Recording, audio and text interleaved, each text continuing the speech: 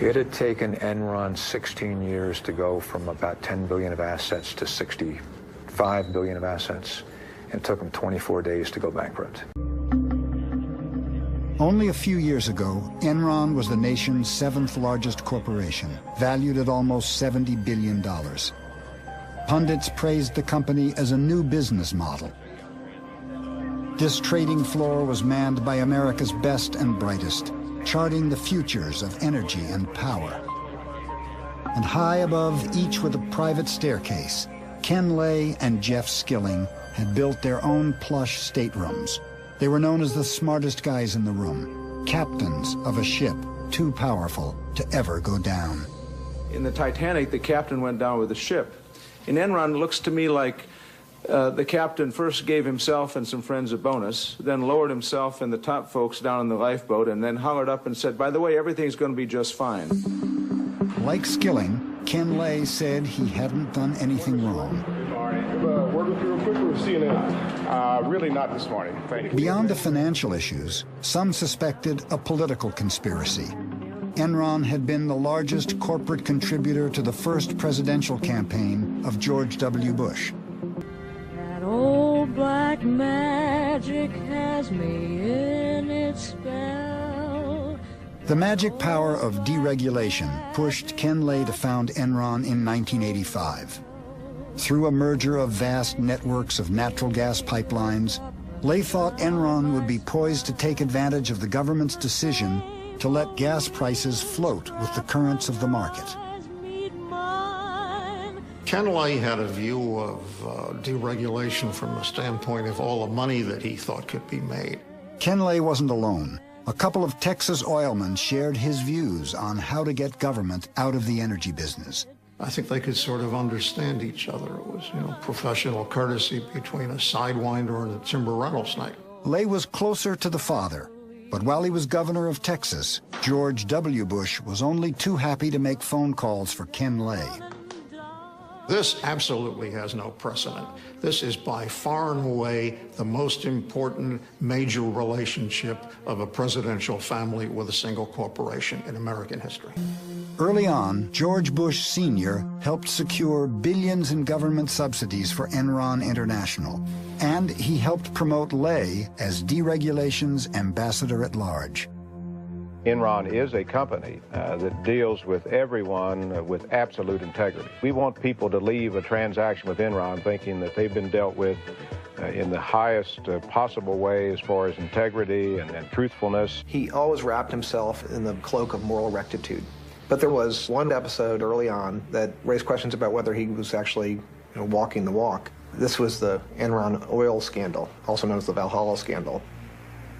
While you were at Arthur Andersen, were you involved in an investigation at a company called Enron Oil? Yes, I was. The issue with the company in 1987 involved the misappropriation of monies by two traders. In 1987, two oil traders made bets for Enron on whether the price of oil would rise or fall. Oil trading is like gambling. Sometimes you win, sometimes you lose. But Enron Oil always seemed to win, much to Ken Lay's delight. I tried to explain to Ken Lay the tremendous risk that you have in that market. You can lose 10 times your original investment. A veteran trader, Mike Muckleroy, was suspicious of Enron Oil's steady, high profits. Well, this oil trading business had profits that nobody could really understand, and in fact that many of Ken Lay's lieutenants questioned. They said this business can't be making this much money legitimately. Something weird is going on. Something weird was going on. The first hint came from an anonymous tip about the president of the company, Louis Bourget. Bourget had taken some $3+ million of corporate funds and put it in a personal account of his. There were offshore accounts, phony books, and a trail that led from the company's treasurer, Tom Mastroeni, to a mysterious Lebanese speculator no one could find, M. Yass. What name did you suspect that was? My ass, and M. Smart. I said, that's Maxwell Smart. I mean, these guys are playing games. Bourget and Mastroeni were summoned to Houston. First, they presented falsified bank records to Enron. Then they admitted they had diverted company profits to personal accounts. It was brought to the attention of the Enron board. Auditors were brought in as well to look at the whole thing. At the board meeting, the auditors told Lay that Bourget and his traders were manipulating earnings, destroying daily trading records, and probably gambling way beyond their limits. The next day, we found out that Lay's decision was and basically changed nothing as far as the operation's concerned, and the reason he gave was that this was the only part of the combined company that was making any money, and that he could not, kill the golden goose. The traders weren't fired or even disciplined. Instead, Enron sent a telex to Bourget. Please keep making us millions. Instead of reducing Enron's risk, Lay encouraged his traders to gamble more. But then, their luck changed. 2 months later, I got this panic call that they had drawn down $90 million in the previous 5 days. And what we could do is just try to find out what kind of gorilla we had loose up there. McElroy hopped on the next plane to New York. He knew Mastroeni had another set of books, and he would do whatever it took to get them. I basically stood over Tom and I told him one of two things was going to happen. Either one of the trading partners that was crooked with Bourget, who was a German arms dealer, was going to kill him, or I was. I said, I'll track you down and find you no matter where you go, and sooner or later I'll get you. The next day, Mastroeni came in with the real books. The traders had gambled away all of Enron's reserves. By acting fast, McElroy bluffed the market and managed to save the company. After Valhalla, Ken Lay maintained that he had been shocked that the traders had gambled so recklessly, but Ken Lay had known all along about the risks that were taken. He had seen the reports warning him about the traders' behavior. Since the fall of Enron, Ken Lay has said he can't be responsible for things he didn't know about.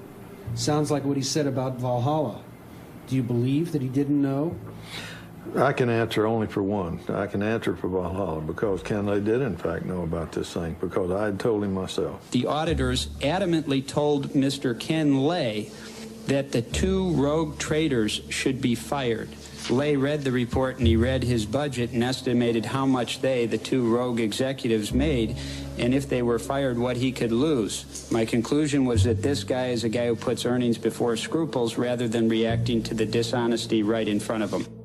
Mastroeni received a suspended sentence. Bourget was convicted of fraud and spent 1 year in jail. With his biggest moneymaker now behind bars, Ken Lay had a problem. Who could he find to make money for Enron? Jeff Skilling applied to Harvard Business School. The professor asked him if he was smart. He replied, "I'm fucking smart." One of his favorite books was The Selfish Gene, about the ways human nature is steered by greed and competition in the service of passing on our genes. At Enron, Skilling wanted to set free the basic instincts of survival of the fittest. Skilling saw the opportunity to build an industry new and to start a business from scratch, but he had one specific condition that had to be met before he'd join Enron, and it was that he'd be allowed to use a certain kind of accounting known as mark-to-market. Arthur Andersen signed off and the SEC approved it. I remember walking in and going, what's going on? And Causey and everybody, everyone was so excited, and in came the champagne, and we'd got mark-to-market accounting treatment.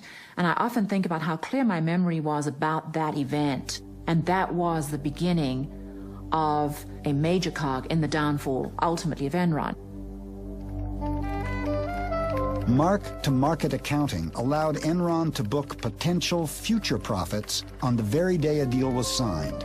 No matter how little cash actually came in the door, to the outside world, Enron's profits could be whatever Enron said they were. Very subjective. And very, it left it open to manipulation. And they were saying that we're going to sell power out of this power plant in 10 years for X dollars per kilowatt. And there was no way anybody could prove that they could do it. On the trading side, we got to be the biggest, baddest house in town. And by necessity, if you wanted to be in the market, you had to deal with Enron. Try to reconcile your big numbers here. Enron's traders were like the super powerful high school clique that even the principal doesn't dare to rein in. They had become the major engine of at least reported profits at the company. They took Jeff Skilling and Ken Lay's belief in free markets and turned it into an ideology. But they pitch it almost as a new economic religion. Enron Online will change the markets for many, many commodities. It is creating an open, transparent marketplace that replaces the dark, blind system that existed. It is real simple. You turn on your computer, and it's right there. That's our vision. We're trying to change the world. Americans are making a lot of money in stocks. The stock market soared to near record highs yesterday. The stock market continued its bull run Thursday. The Dow rose at nearly 61 points. Even the person with very little disposable income all of a sudden began to play in the stock market because nobody could fail, because stock prices were just going up and up and up. Another day, another record. And the internet and technology stocks just going wild. Gained more than 100 points to close at 7,895.81, the highest finish ever. It was a time where we had the biggest bull market in the history of the world. Ken Lay was right there acting as a cheerleader. Obviously, our stock has been doing very well. I think there's a fairly good chance we could see this stock price double again over the next year to 18 months.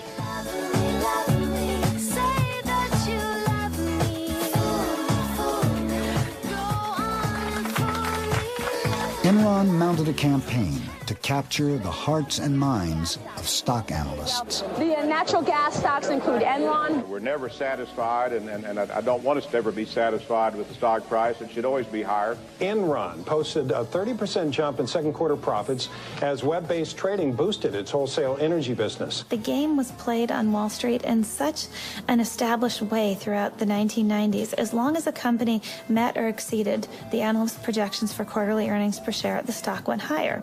The game was called pump and dump. Top execs would push the stock price up and then cash in their multi-million-dollar options. People at Enron got paid in large part through stock. Everyone had a huge stake in seeing the stock price go up. And it was driven very clearly by the profits every single quarter. They were exceedingly conscious of that. Skilling was, and everyone else in the company was. They posted the stock price in the elevator. You were surrounded by the health of the company. What's the stock price doing? We were consumed by it. This company was fixated on its stock price and fixated on a massive public relations campaign to convince the investment community that they were new, different, innovative, almost heralding a new era of corporate enterprise. Come work for us.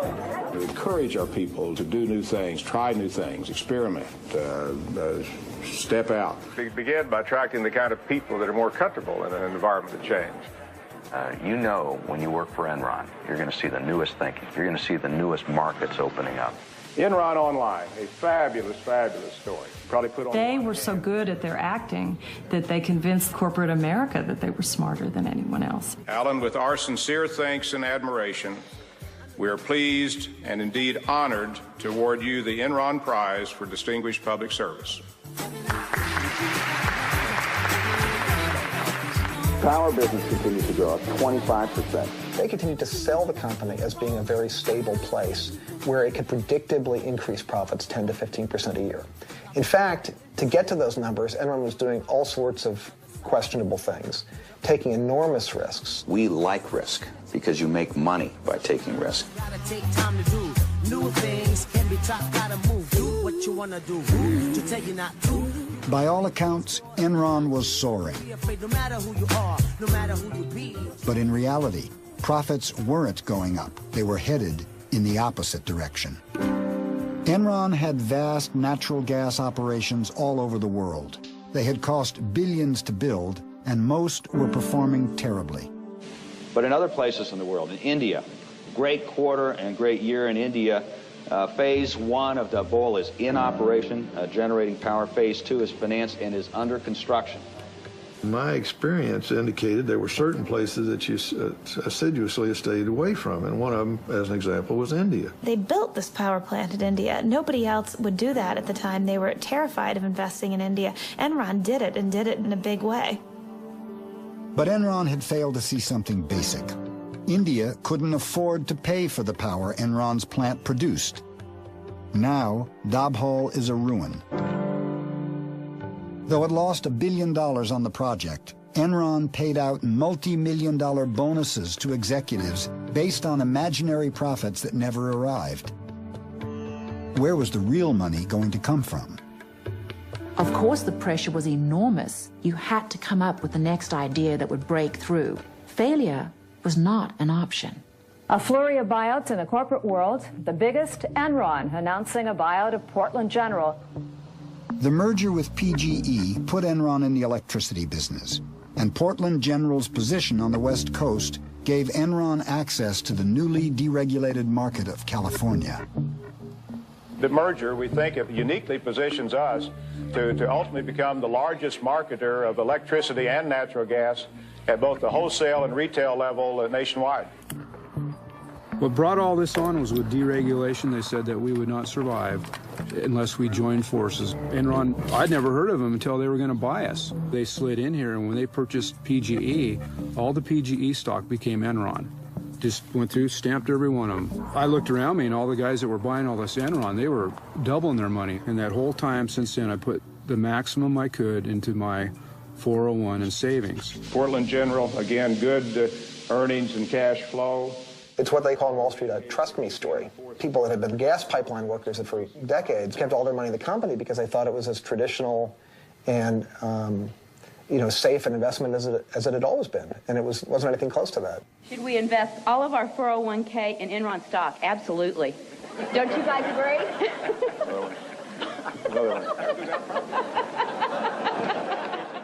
There was a guy named Lou Pai, who was a key skilling lieutenant, helped build the trading business in the early years, went on to run Enron's doomed effort called Enron Energy Services. What was the job of EES as you ran it?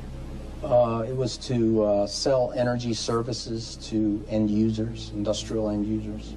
Lou Pai is the guy that Skilling tapped to run the EES business because this was so important to the company and to Skilling's future. Facing $500 million in losses, Lou Pai's top lieutenant, Tom White, wondered how EES could show a profit by the end of the quarter. One of the things that was always a strange occurrence at Enron was for weeks before a quarterly report, we would be under the impression that we weren't going to make our numbers. But then somehow, miraculously, we always made the numbers and then some. But then a question was asked to Tom White, how is it that we made the numbers? And his answer was one word, California. California was selected by Enron as the prime place to experiment with this new concept of deregulated electricity. Reducing electricity costs is only one benefit from choice and competition. In 1996, under pressure from energy companies, Governor Pete Wilson and the California legislature passed a bill allowing for the deregulation of electricity.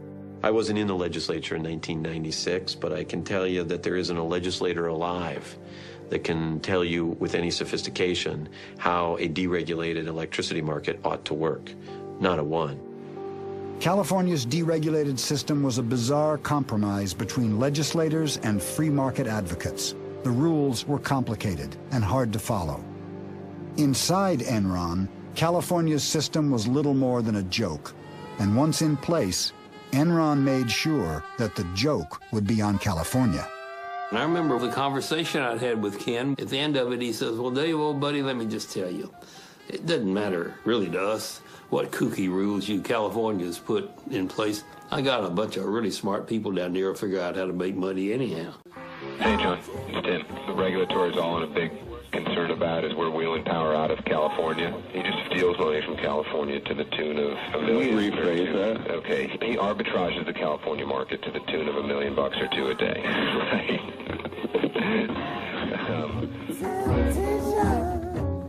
An arbitrage opportunity has been defined to me as any opportunity to make abnormal profit. So an abnormal profit would be returns above and beyond the norm. I was told that a good trader is a creative trader, and a creative trader is a trader that can find arbitrage opportunities.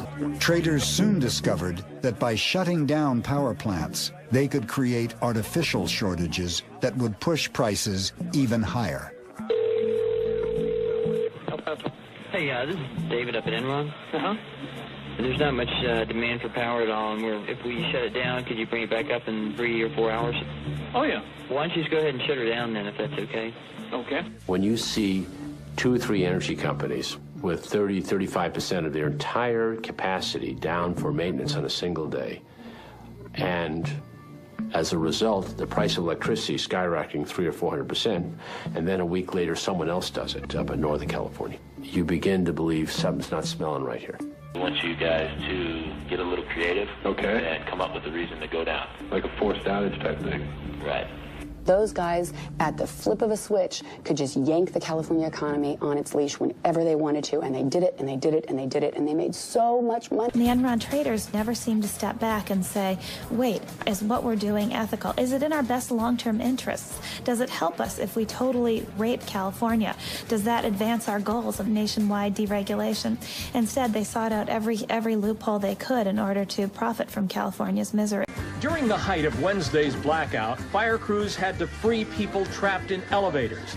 All the money you guys stole from those poor grandmothers of California? Yeah, Grandma Millie, man. But she's the one who couldn't figure out how to fucking vote on the butterfly ballot. Now she wants her fucking money back for all the power you charged right up her ass. Yeah, they're out there having fun in the warm California Sutherland.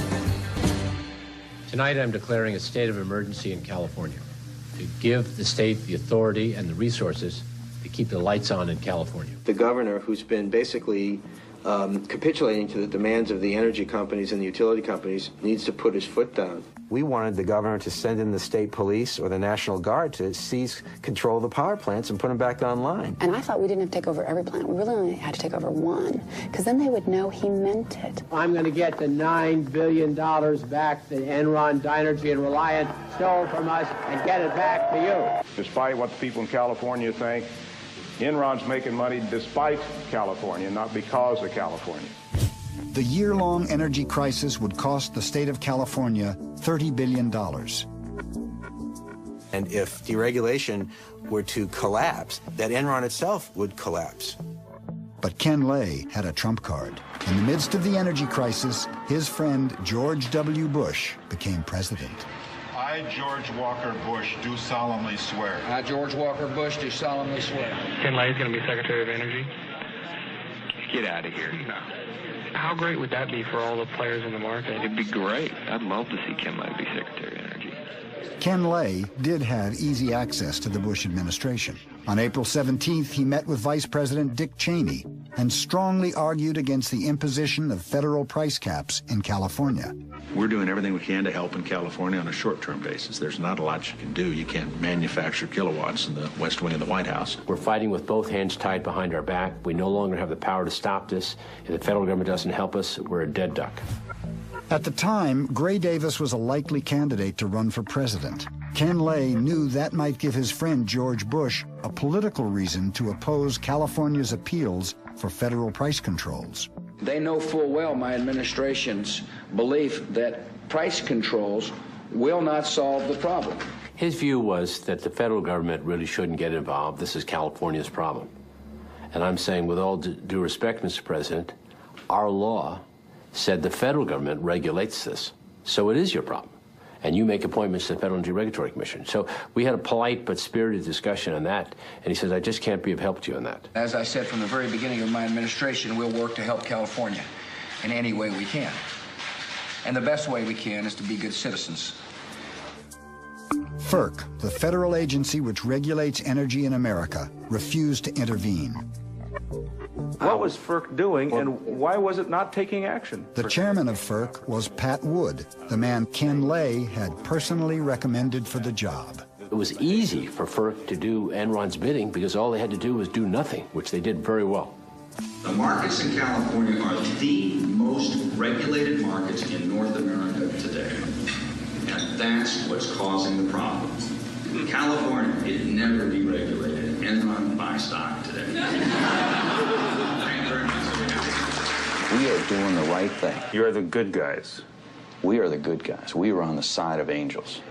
Oh, I can't help myself. You know what the difference is between the state of California and the Titanic?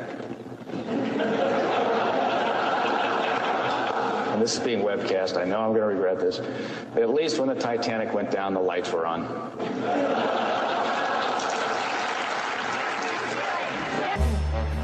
Enron is a big winner today. One of the things that fascinated me was that almost all of the Wall Street analysts who covered Enron had buy ratings or strong buy ratings on the company's stock. Why were the analysts blinded to the company's deceit?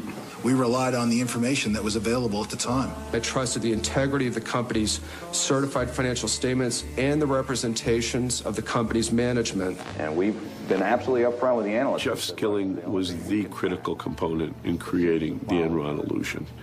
Time and time again, when we had a question to the sell-side analysts that they couldn't answer, the response was, I'll give Jeff a call. I'll run this by Jeff. By giving Jeff a call, the analysts weren't analyzing at all. They were willing to believe virtually anything Enron told them.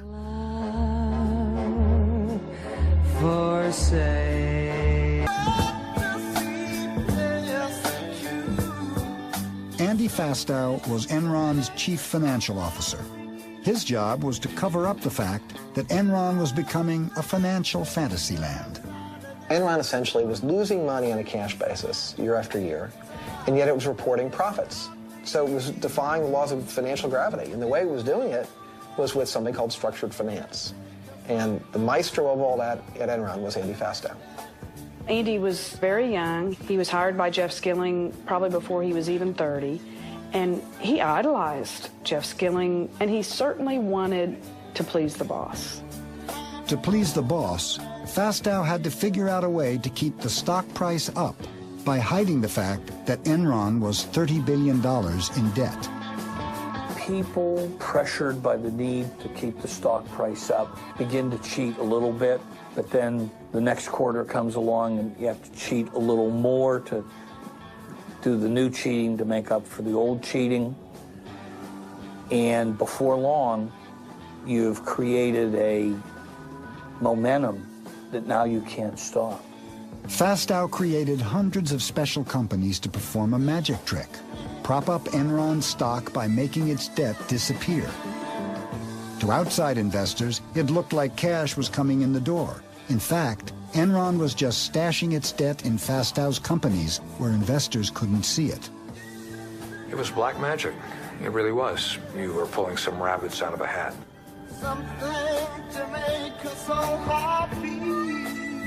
They could bury debt, they could bury losses. Many of the companies had exotic names: Jedi, Chuko, Raptors.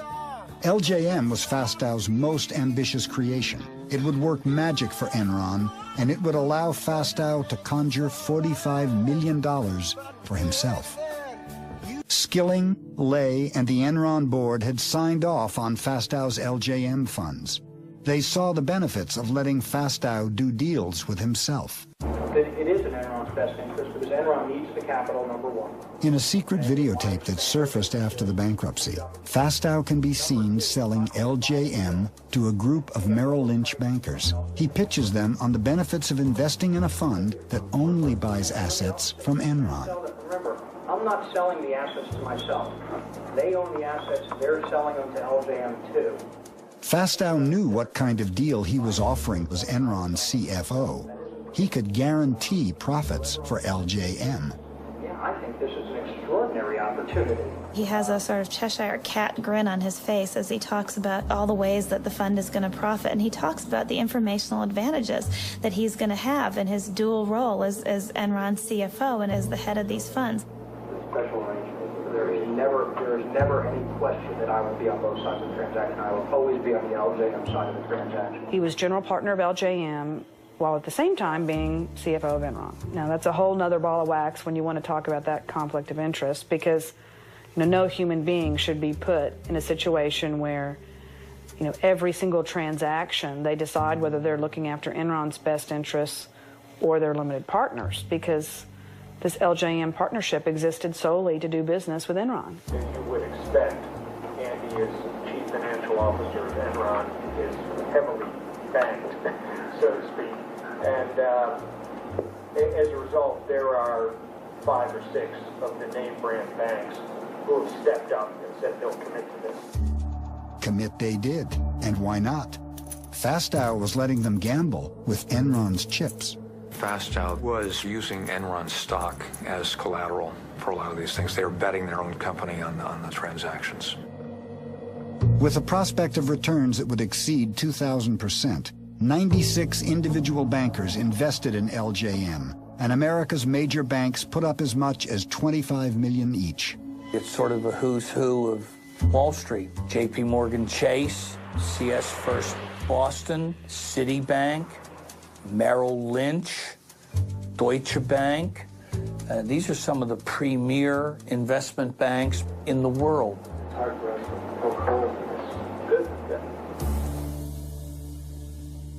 Most of the analysts right now have the target price on us from $100 to $115 a share. Any analyst who didn't buy the company line became an enemy of Enron. Enron's CFO, Andy Fastow, had his eye on John Olson, one of the only analysts skeptical of the Enron story. Enron loved analysts' strong buy recommendations. Merrill was informed by Fastow, either you get somebody who is on board with us and has a strong buy recommendation and loves us at the same time, or we don't do any business with you. I knew that my days were numbered. This is an abuse. Merrill Lynch fired John Olson. Soon after, Fastow rewarded the bank with 2 investment banking jobs worth $50 million. Analysts were routinely getting large bonuses from the investment banking departments to bring in investment banking deals. Once that happens, never was heard a discouraging word. While Enron's stock kept rising, its businesses kept losing money. Looking at the soaring stocks of the dot-coms, Skilling decided to take Enron into cyberspace. We're now in the process of seeing if we can create a bandwidth trading market. Enron is using its knowledge of trading gas to barter other forms of energy, even space on the information superhighway called bandwidth. Ken Rice has worked at Enron for 20 years. Enron has found a way to stay ahead of the curve. From 7 p.m. to 7 a.m., we're paying for bandwidth that we are not using. Why? Why? One of our themes around here is to always be asking why. Why something's done a certain way or why it's not done a different way. There's our market. Why can't we sell the bandwidth to other companies?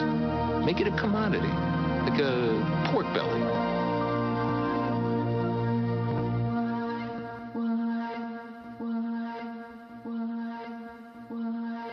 Just last week, Enron captivated Wall Street with its bold move into broadband, teaming up with Blockbuster to deliver movies on demand. It was like being at a religious cult meeting. People started jumping up from their seats with their cell phones and their BlackBerries, running out to the halls to call their bosses. One analyst summed up his recommendation to investors in one word: wow. Enron's stock soared 34% in 2 days. And you can tell from the response in the stock market that they like the strategy. It makes sense. They announced that they had developed the technology. It would be in test markets by the end of the year. And the technology works. The quality is great, and the customers like it, so we've made a lot of progress. The truth was that Enron was just struggling with the technology for video on demand. The technology didn't work, and the deal with Blockbuster soon collapsed. But with the magic of mark-to-market, Enron used future projections to book $53 million in earnings on a deal that didn't make a penny. By the end of the year 2000, Enron was running out of ways to make the broadband business look successful. They'd tried every trick in the bag to try to create the illusion of a business where there was none, and the people who were working there were getting increasingly desperate. The executives started selling their stock. By Enron's collapse, Ken Rice had sold $53 million. Ken Lay had sold $300 million. Cliff Baxter, $35 million. Jeff Skilling, $200 million. As the fraud is perpetuated, all the various lies and artifices begin to convince the ringmaster, if you will, himself, that it's this own bizarre reality. And in fact, the fraud is the reality. The perception is the reality. And as long as you can keep the perception going on, it really isn't a fraud. It was one of the bloodiest days in Wall Street history. Shares plummeted 31%. Tech stocks led Friday's fierce sell-off. This is really a great wake-up call. Millions of nervous investors following the huge drop on Friday. The Dow Jones... Enron was especially a big deal by the end of the year 2000 because by then most internet companies had already begun to fall and everybody on Wall Street was looking for the next big thing. And here you had Enron, which appeared to be this shining star of a new economy company. Its stock price went up 90% in the year 2000 and had gone up over 50% the year before that. It was an it stock on Wall Street, one of those companies that can seemingly do no wrong. We were the poster child for the new economy. We had this culture that had a lot of focus on reminding us how good we were. And as that culture emerged, then we get to Fortune magazine telling us we were the most innovative corporation in America. Then we really began to feel good about ourselves. Well, you all did it again. Enron was just recently chosen again for the 6th year in a row in the most admired company survey by Fortune magazine as the most innovative company in America. Well deserved. Well deserved. The sales pitch still sounded good, but one investor saw something in Enron's numbers that the stock analysts had missed. By and large, the analysts admitted to us in person it's a black box. You have to take it on faith. Who knows where the earnings come from? They just pop out, and all we know is they're always good. And I kept pointing out, well, yeah, isn't that the whole point of if it's a black box and it's there to fool you, the numbers are always going to be good until they're not. I'm not a beat reporter, so I would have had no reason to look at Enron, but Jim Chanos mentioned to me that I should take a closer look at Enron's financial statements, and it wasn't clear from Enron's financial statements that there was fraud here, but what was clear is that something didn't add up. In March 2001, Bethany McLean, a reporter with Fortune magazine, first raised questions about Enron's financial condition. She asked a simple question in the article that no one could seem to answer. How exactly does Enron make its money? You got very upset, didn't you? I very specifically remember the telephone conversation that I had with the Fortune reporter. She called up and started asking some very, very specific questions about accounting treatment on things. I am not an accountant, and I could not answer them. He became really, really agitated. He said that people who raised questions like this were just trying to throw rocks at the company, and that I was not ethical because I hadn't done enough homework. And if I had done enough homework, I would understand how off-base my questions were. Mr. Skilling, it appears as if you were trying to bully someone who was asking very basic questions about Enron. I said to her, I have got 6 minutes left before I have to be in a meeting, and I can't get into the details, and I'm not an accountant.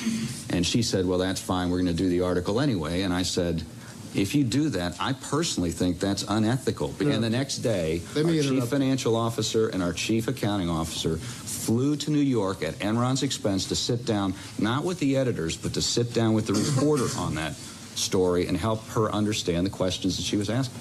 And the next day, we sat in this small, dark, windowless conference room for about 3 hours going through the various aspects of the company's business. And I'll never forget this. When the interview was over, the other two executives packed up their things and had left the room. And Andy Fastow turned around and looked at my editor and me and said, I don't care what you write about the company, just don't make me look bad.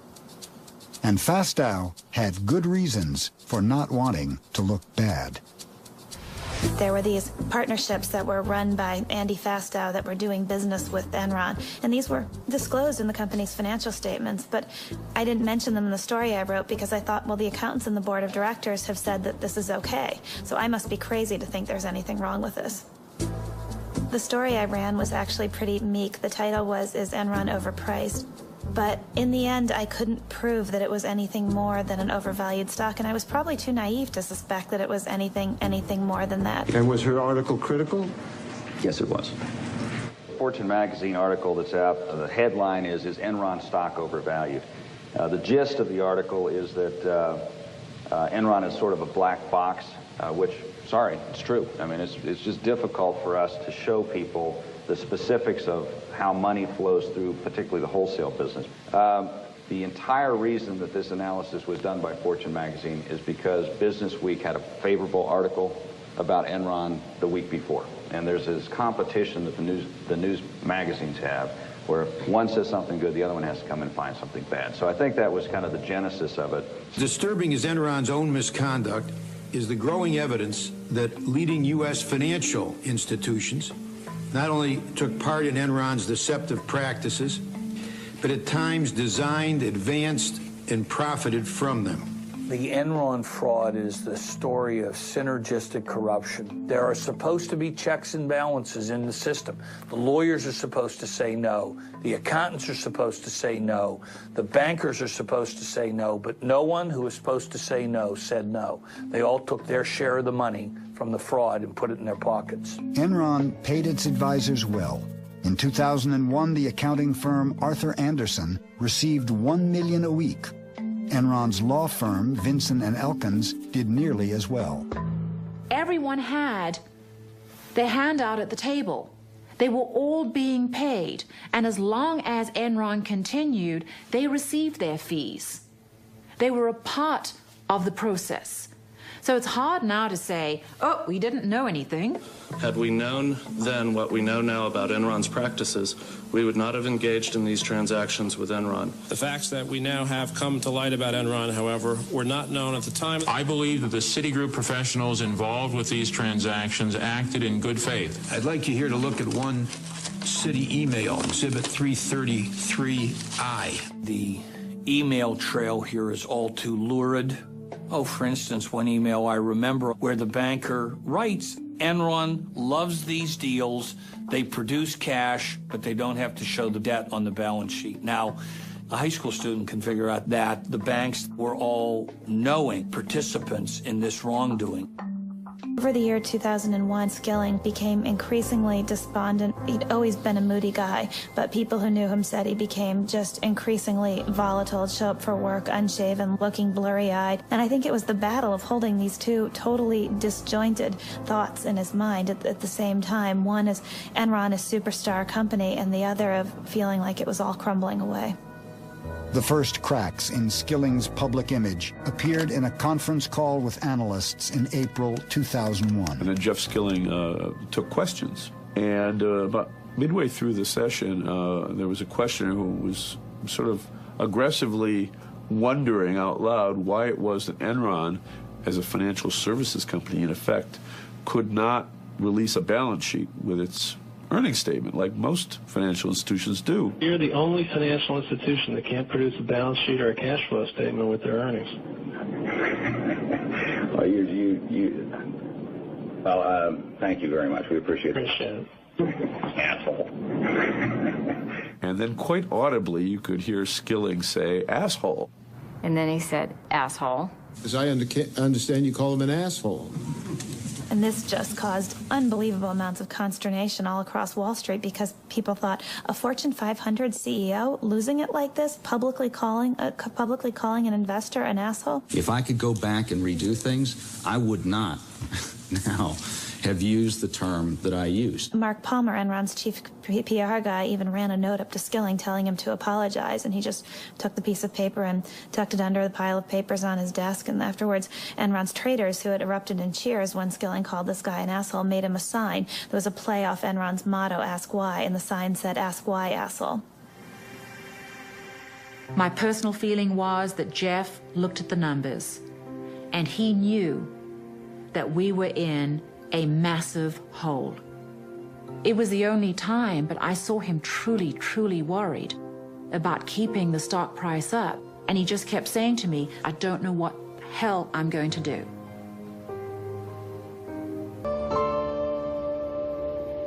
We could just hear rumbles all the way up and down Main Street here and all throughout the city that things were very difficult at Enron. One guy who a year before had come to me and said, I'm working for Enron, I was very excited, but within a year was waking up every night with nightmares.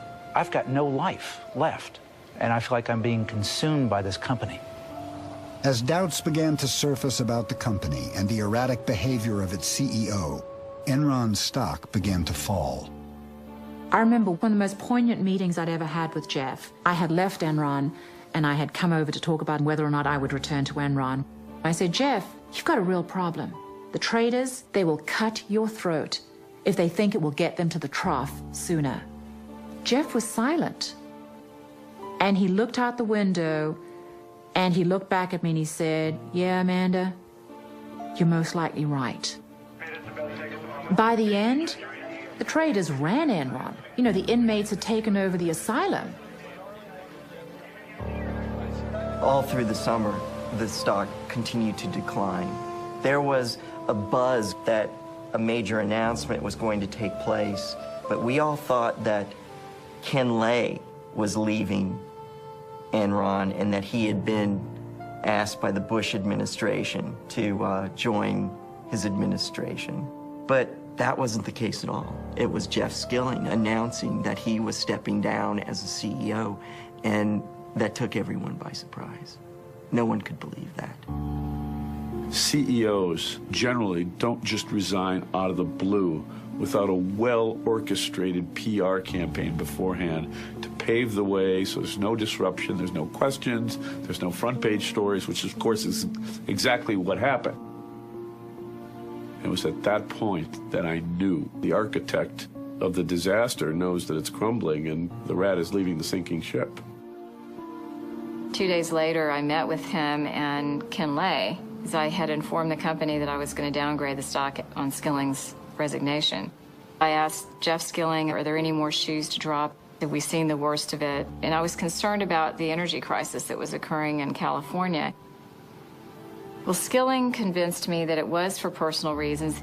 I left his meeting feeling sort of emotional because of the concern that he seemed to be showing about the relationship he had with his family. He appeared to be distraught. And I remember saying to an investor, if he's not telling the truth, then it's a good thing he quit his day job because he needs to go to Hollywood. I left Enron on August 14, 2001 for personal reasons. Mr. Skilling, a massive earthquake struck Enron right after your departure. And people in far inferior positions to you could see cracks in the walls, feel the tremors, feel the windows rattling. And you want us to believe that you sat there in your office and had no clue that this place was about to collapse. On the day I left, on August 14th, 2001, I believe the company was in strong financial condition. I think he was smart enough, and he didn't even have to be that smart. He had seen documents that I think predicted the future. I think he was smart enough to think, I can get out now, and this company isn't going to collapse for a year, maybe a year and a half, so I won't get the blame. It was working fine when I left, Guy. The SEC launched an investigation when the Wall Street Journal published articles revealing Fastow's murky deals. Enron announced massive financial restatements. Investors began to worry that billions in mark-to-market profits were really losses. As you can, of course, see, the underlying fundamentals of our businesses are very strong, indeed the strongest they've ever been. But regrettably, that's not what Wall Street is focusing on, and I doubt that's what you're focusing on.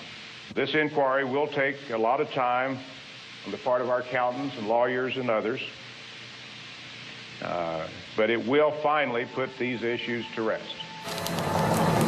At the very moment Ken Lay was talking to employees, only a few blocks away, Enron's accounting firm, Arthur Andersen, had begun destroying its Enron files.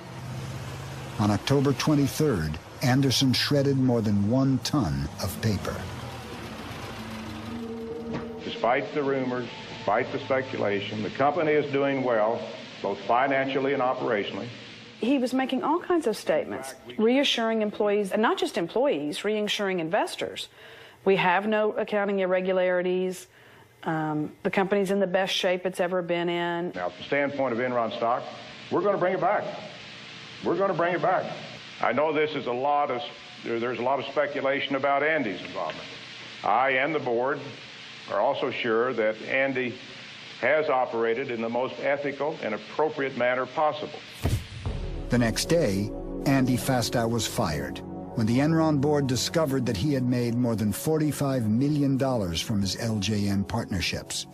Question, Mr. Fastow, is how could you believe that your actions were in any way consistent with your fiduciary duties to Enron and its shareholders, or with common sense notions of corporate ethics and propriety? How do you answer, sir? Mr. Chairman, on the advice of my counsel, I respectfully decline to answer the questions based on the protection afforded me under the United States Constitution. Andy, in many ways, I think he was set up as the fall guy. All of the Enron executives were saying, there's your man, Andy Fastow, he's the crook. You know, he's the one that stole from Enron, stole from LJM. He's the one that cooked the books. Go after him. I've thought about this, and it couldn't have just been a few executives at Enron that made this happen. If you think of the banks involved, Chase, Morgan, Citibank, the billions in loans, Arthur Anderson. What about Vincent and Elkins, the lawyers that represented us? There had to have been complicity across the board because it was all too easy. All too easy.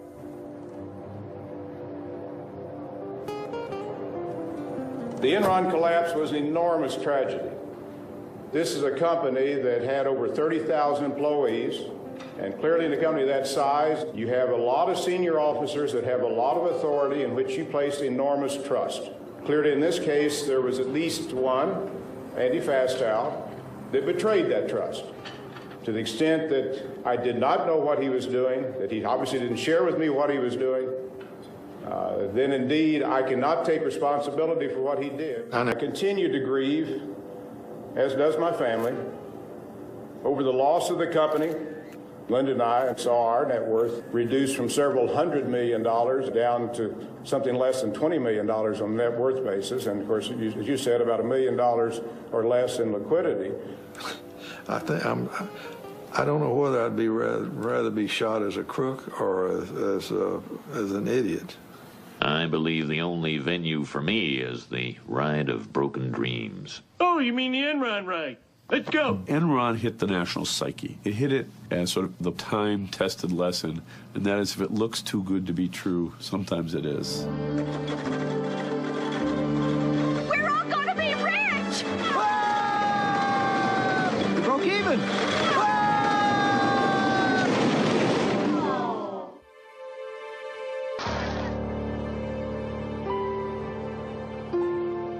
On December 2nd, 2001, less than 4 months after Skilling's resignation, Enron declared bankruptcy. I remember it was just a strange kind of a surreal day. We learned around 9:30 about the bankruptcy and that we were all being let go. We all felt like we were on the Titanic and the last lifeboats had long gone and we were just now on the sinking ship. We had 30 minutes to leave the building, and at that point, it was no longer like being on the Titanic. It was kind of like being on the Lusitania. The torpedo had hit, and there's 20 minutes to get out. There was a lot of disbelief. Very few of the rank and file people ever dreamed that Enron would actually go bankrupt.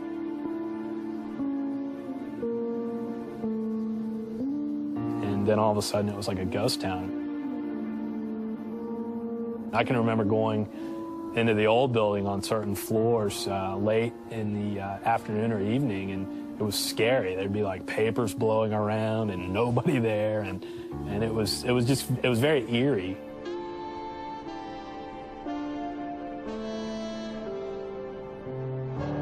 Mr. Skilling, your opening statement was extremely compassionate to the employees. And I want to show you a tape, and I believe we have it ready to go. Listen to this. Should we invest all of our 401k in Enron stock? Absolutely. Don't you guys agree? Why is it that you had begun unloading your stock pretty heavily before that date, and yet led the employees to think they should keep buying stock? Ms. Senator, I have been a major shareholder in Enron Corporation, and you can take the videotape to mean what you want it to mean. I was a supporter of Enron Corporation. You know what happened to those people. They lost everything.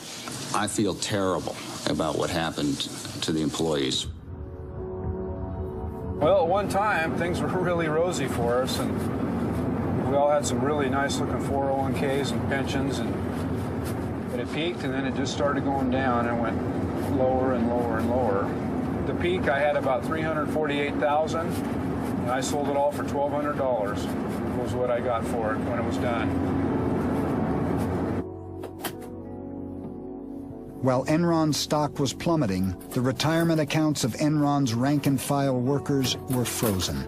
We were frozen out of our accounts. It was right about $32, I believe. And over that time, from when it was frozen to when it opened up, I think it went down to $9. And we could not access it.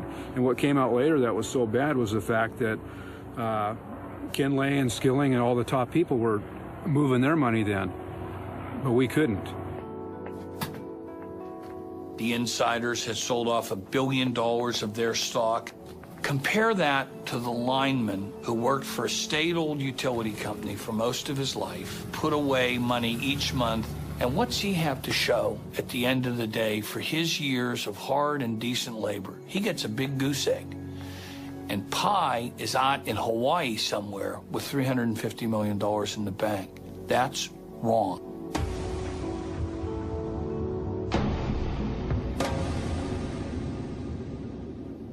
There's still, to this city, a layer of anger and upset.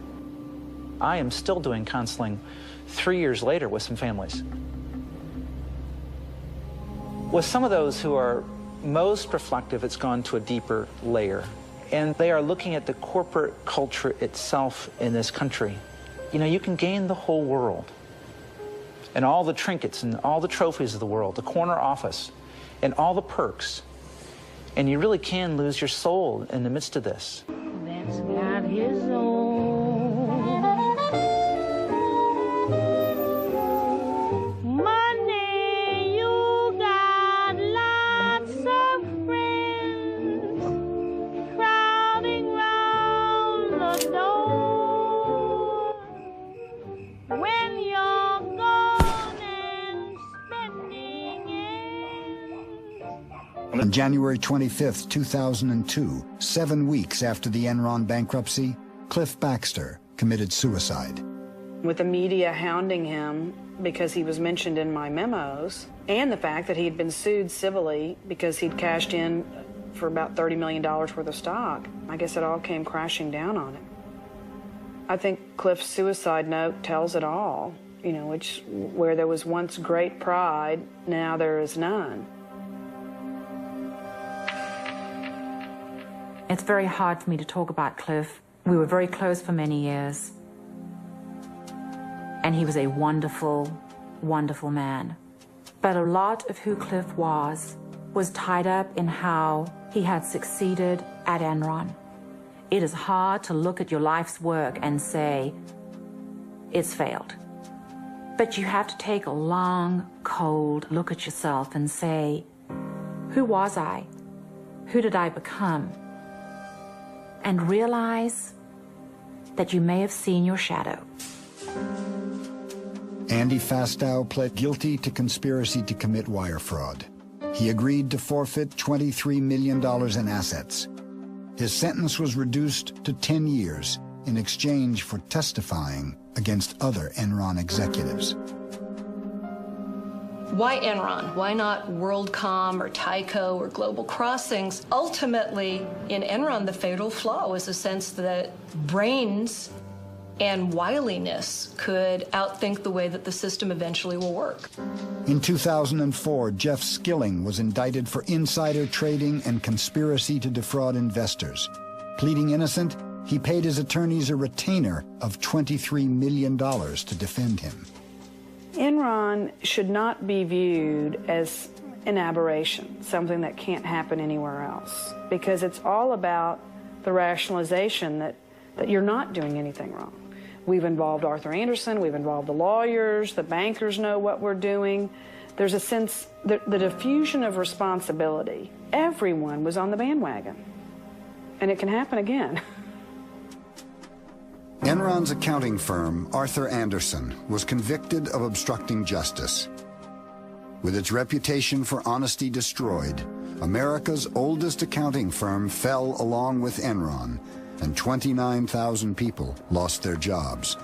Enron shareholders are suing Enron and its banks for $20 billion.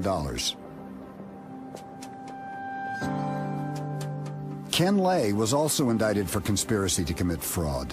His attorney maintains that no one has been hurt more by the Enron bankruptcy than Ken Lay.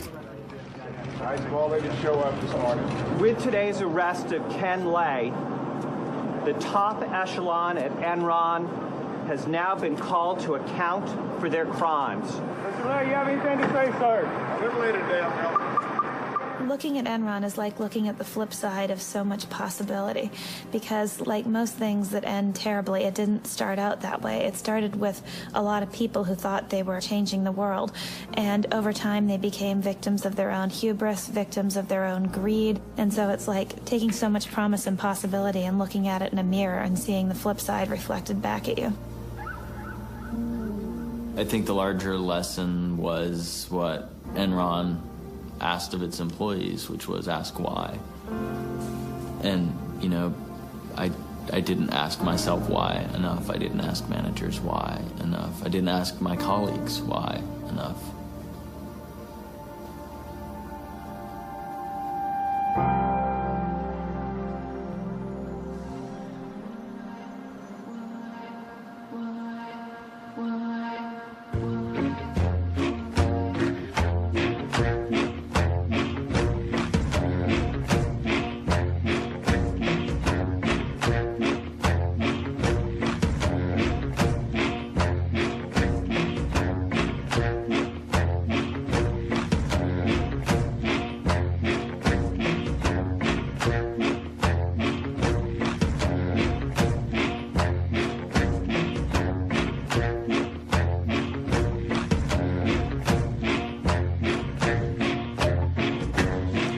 I sell your heart to the trumpet.